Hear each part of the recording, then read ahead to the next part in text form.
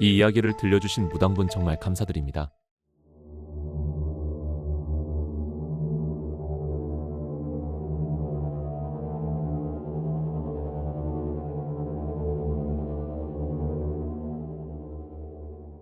이 이야기는 저희 아버지가 힘든 일 있을 때 자주 도와주셨던 무당분이 직접 이야기를 들려주셨고, 우리 동네에서는 나름 주름 잡는 무당분이십니다. 그럼 이분 시점으로 들어가겠습니다. 저는 현직 무당입니다. 어느덧 이 직업을 가진 지 25년 정도 된 것 같습니다. 제가 이 무당 일을 하면서 정말 많은 일을 겪어봤지만 오늘 이 일은 정말 손에 꼽을 정도로 소름 돋던 일이어서 제가 말씀드려봅니다. 먼저 이 일은 20년 전입니다. 저는 어느 한 통의 전화를 받았습니다. 그 전화는 어떤 아저씨의 전화였죠. 안녕하세요. 무당이시죠? 오해 소개로 인사드립니다. 저는 그냥 평범한 직장인인데 제가 작년부터 너무 이상한 일이 벌어져서 무당님께 부탁을 드려보려고 합니다. 일단 저희 신당에 와보십시오. 그래서 저희 신당에 그분이 찾아오셨고 저는 느낌을 받았습니다. 이 사람에게 최소 2명의 귀신의 냄새가 있었고 이건 다른 행위를 해서 나온 이상한 귀신이었다고 판단하였습니다. 이런 경우에는 제사를 지낼 때 다른 기가 센 이상한 귀신이 붙는 경우가 많습니다. 그래서 저는 물어봤습니다. 혹시 작년에 제사를 지낸 이후로 이상한 일이 일어나거나 그런 느낌을 받았습니까?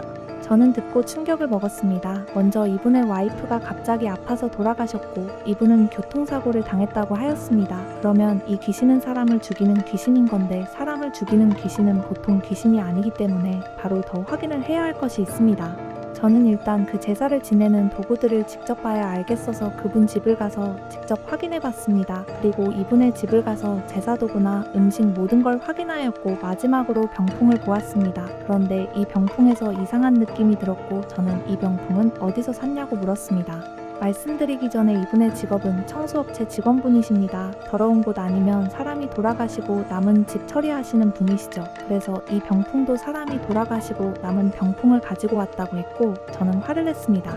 아이고 이 양반아, 이걸 왜 가지고 와 왜? 아니 조상님께 제사를 드리는 건데 쓰다 남은 걸 가지고 오면 어떡해? 그리고 사람이 돌아가신 곳에서 가지고 온 거면 더더욱 심각한 거잖아. 그리고 그 사람은 그러면 이제 어떡하면 되겠냐 하였고 저는 더 알아보겠다 하였습니다. 그런데 더 알아보니 이 병풍에서 느끼는 기운은 원한을 품은 귀신이었습니다.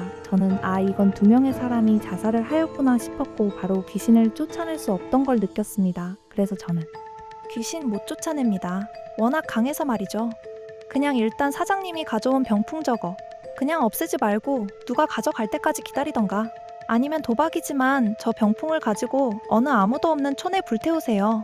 그런데 그 병풍을 가지고 가는 동안에 사장님이 어떻게 될지는 저는 모릅니다. 하지만 성공하면 그 귀신도 같이 불타 없어질 겁니다. 알겠죠? 그니까 사장님도 조심하세요. 그리고 전 나왔고 약 2달 뒤 저를 그 사람에게 소개시켜준 사람에게 전화와서 받았더니 그 사장님은 돌아가셨다고 들었습니다. 저는 실패했구나 싶었고 그런데 이게 형사사건으로 들어갔다고 들었습니다. 뭐지 싶었고 알고 보니 그분의 아들이 다 저지른 일이었습니다. 그 아들은 부모에게 농약을 타서 숨지게 하였고 교통사고로 숨지게 한 것도 아들의 계획이었다고 들었습니다. 아들은 바로 체포되었다 그랬고 그 아들에게 전 면회를 갔습니다. 그런데 그 아들은 살아있는 게 아니었습니다. 눈빛만 봐도 딱 빙의가 되었다는 게 느껴졌고 저는 아들의 영혼은 이미 사라졌다는 것을 직감했습니다. 그리고 물었습니다. 그 몸에 언제까지 있을 겁니까? 그 육체의 주인도 죽였고 부모까지 다 죽였으면 이제 원한도 다 풀고 올라가셔야죠. 나도 몰라 하지만 오래 있진 않을 거야. 이미 즐길 거 다 즐겼으니 나도 이제 가야지.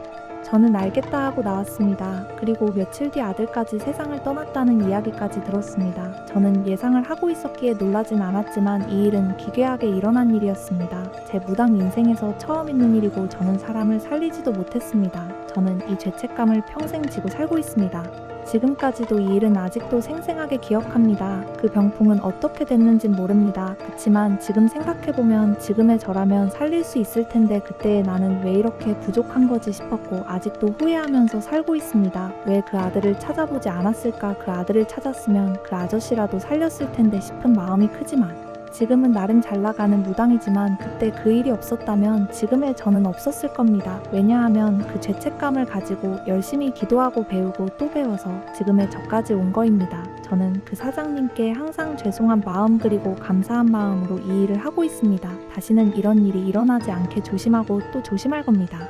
이 이야기를 들려주신 무당분 정말 감사드립니다. 이 이야기를 들은 여러분도 조금은 느끼실 겁니다. 약간 빠진 이야기가 있지 않을까 하고. 맞습니다. 엄청 많이 빠졌습니다. 제가 유튜브에 담지 못한 이야기도 살짝 뺐고 이분 이야기에서 빼달라는 건 뺐기도 하였기 때문입니다. 왜냐하면 그쪽 업계에 피해가 가거나 피해자 집안의 입장도 곤란해지는 것을 방지하기 위해서 조금 많이 뺐지만 그래도 이 정도의 소름돋는 사실들을 많이 들었고 정말 감사하게도 영상을 올리는 것을 허락해 주셔서 이렇게나마 올리게 되었습니다. 그러면 구독과 좋아요 부탁드리겠습니다. 감사합니다.